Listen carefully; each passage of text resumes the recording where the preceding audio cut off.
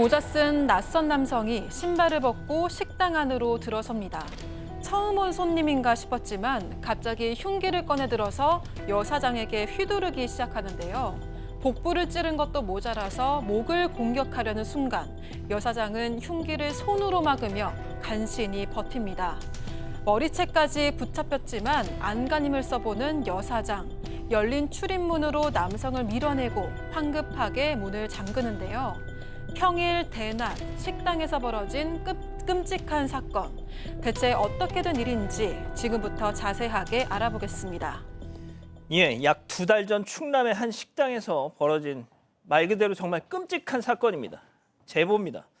자, 아내와 함께 10년 넘게 한 곳에서 식당을 운영해 오셨는데 세상에 이 사건으로 문 닫으셨대요, 지금. 맞습니다. 60대 부부고요. 30년간 식당을 했고 이 자리에서 10년 이상 식당을 부부가 이제 꾸려왔었는데 이 끔찍한 흉기 나는 사건 지난 4월 16일 날 있었던 사건입니다. 이 사건 이후에 식당의 문을 닫았습니다. 원래 두 분이 같이 일을 하는데 그날 남편이 좀 일이 좀 있어서 혼자 있었다고 하고요. 1시 반쯤입니다. 1시 반쯤에 웬 모자를 쓴 낯선 남자, 저 남성이 이렇게 신발을 벗고 식당으로 들어왔고 당연히 점심 먹으러 온 손님이겠지라고 생각을 했는데 예. 느낌은 살짝 이상했다고 해요. 남성이 갑자기 흉기를 꺼내서 휘두르기 시작했다고 합니다. 자, 당시 식당에서 어떤 일이 벌어졌던 건지 제보자 남편분의 얘기로 들어보시죠. 이미 술도 취했고 예약하러 왔시다 그러더라고요. 그래서 애 엄마가 뭔가 섭섭하고 느낌이 안 좋아가지고 뒤로 물러서면서 우리 지금 오늘 예약을 못 받는다고 그때 그러면서 바로 칼을 순식간에 멀어졌으니까 애 엄마도 뭐 전혀 못 받지 다시 이제 목을 찌르려고 살아야겠다는 생각으로 그 날카로운 칼을 두 손으로 잡고 찌르게 그걸 매달리고 있었죠. 무조건 뭔지 모르지만 살려달라고 잘못했다고. 그러고 나서 문을 잠그고 나서 쓰러져가지고. 이 남편분께서 하신 말씀 중에 제일 정말 끔찍했던 게 사모님께서 말이죠.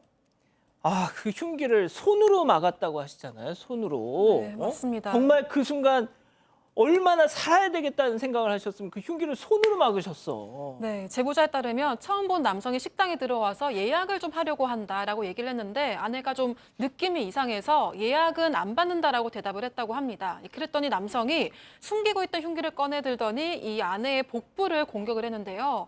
이 아내는 정말 너무 놀라서 그 아픈 것도 느끼지 못하고 재차 목을 공격하는 남성을 아까 얘기하신 것처럼 맨손으로 막아서기 시작을 했습니다. 흉기를 두 손으로 이렇게 잡고 버티면서 살려달라, 잘못했다 이렇게 애원을 했지만 남성은 여성의 이 머리채를 붙잡아서 놓아주지 않았습니다. 아내는 흉기를 붙잡고 남성을 열린 출입문 쪽으로 밀어서 간신히 문 밖으로 밀어냈고요. 서둘러서 문을 잠그고 나서 곧바로 남편한테 전화를 해서 칼에 찔렀는데 죽을 것 같다 이렇게 얘기를 하고 쓰러졌습니다. 그런데 이 아내를 공격한 남성이 태연하게 신발을 신고 천천히 걸어나가는 모습이 찍혔습니다. 자, 지금 흉기 난동을 벌였어요. 이 여 사장님이 겨우겨우 밀어서 쫓아냈어. 그리고 잠그셨어. 근데 저 보세요. 그냥 신발 신고 나가 그냥. 자, 저희가 CCTV를 봤더니 딱 3분 20초 걸렸어요. 들어와서부터 저렇게 신발 신고 나가기까지. 이게 무슨 일이에요, 도대체? 네, 이 3분 20초 동안 정말로 피해자는 정말 목숨이 위험했던 거죠. 아내 전화를 받고 너무 놀라가지고 제보자는 막 뛰어가면서 경찰과 119에 연락해서 출동해달라고 얘기를 했습니다. 선고를 했어요. 지금 보시는 그리고 게 혈흔인데 저희가 너무 끔찍해서 일단 편집을 저렇게 했습니다. 네, 그래서 이제 경찰과 남편이 이제 다 갔는데 보니까 복부와 손을 크게 다쳤고 식당 안쪽에 쓰러져 있었는데 문이 잠겨져 있기 때문에 못 들어가는 상황이었어요. 그래서 문을 깨고 그렇게 들어갔습니다. 병원으로 옮겨진 아내는 13시간 동안 굉장히 큰 수술을 해서 다행히 목숨을 건졌는데요. 그런데 문제는 이 칼을 손으로 잡았잖아요. 예. 그래서 이 손 부분에 정말 장애가 좀 남고 감각이 다 돌아오지도 않고 손가락을 굽힐 수도 지금 없게 좀 되셨다고 합니다. 무려 전치 9주입니다. 현재까지 지금 통원 치료를 하고 있어요. 무엇보다도 걱정스러운 것은 심리적인 트라우마인데요. 혼자 계시지를 못한대요.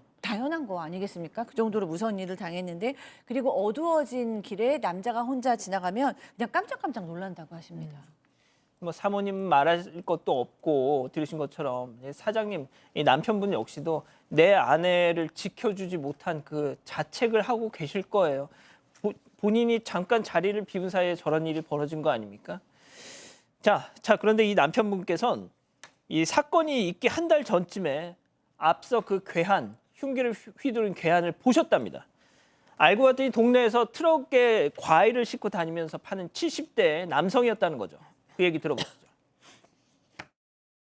나중에 알고 보니까 길에서 그 사과, 참외 이런 거 놓고 집 앞에 그 사거리에서 장사하는 사람이더라고요. 1톤 차가 포장까지 쳐놓으니까 차 사이에 안 보여가지고 엄청나게 위험하더라고요. 한 달 전에쯤 한번 제가 가서 선생님 여기다 이리 차려놓고 계속 하시면 여기 많이 위험합니다 여기. 그랬더니 이 사람이 그 당시에 아니야 내일부터 저쪽에 가서 할 겁니다 그러더라고요. 그래서 그냥 예 하고 그냥 왔더니 그러니까 기억도 안 나죠. 자, 그러니까 흉기 난동범은 이 과일 장수였다. 네, 제보자에 따르면 아내와 70대 남성은 한 번도 본 적이 없는 사이였습니다. 그런데 이 제보자가 가만히 기억을 더듬어 보니까요. 한 달 전쯤에 식당 앞 사거리에서 트럭을 세워놓고 과일을 파는 남성을 본 적이 있었대요. 하루 이틀 장사하다가 가겠지 했는데 며칠 더 장사를 계속했다고 합니다. 그런데 이 차를 사거리에 세워놓으니까 위험하겠다는 생각이 들어서 여기 차 세우면 좌우가 안 보여서 위험하다 이렇게 얘기를 했는데 남성이 내일부터 저쪽 가서 할 겁니다 라고 얘기를 해서 예 하고 왔던 게 끝이라고 합니다. 그리고 사건 당일에 이 제보자가 식당을 잠시 비우기 전에 마트에 장을 보러 갔다가 이 과일 장수를 다시 본 적이 있었는데요.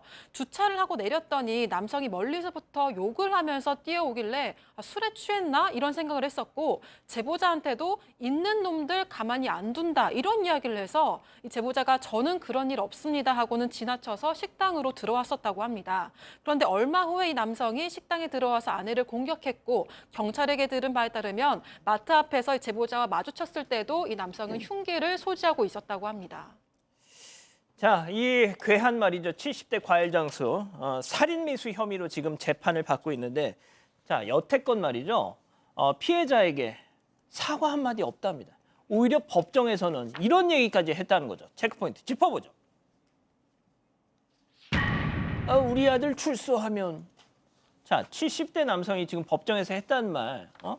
자, 그리고 사건 당일 남성이 범행에 사용한 흉기에 관한 충격적인 얘기까지 이어서 한번 더 들어보시죠.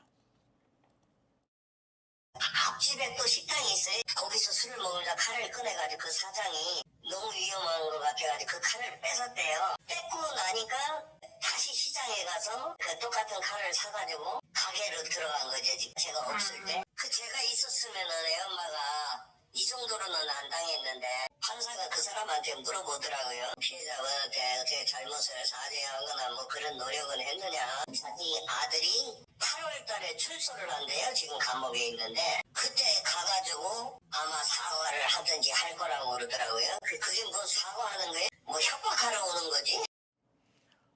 아니 사과를 하려면 본인이 해야지 뭔 아들을 보내서 사과를 뭔 소리예요 도대체. 이게 살인 미수죄 상당히 중한 범죄죠.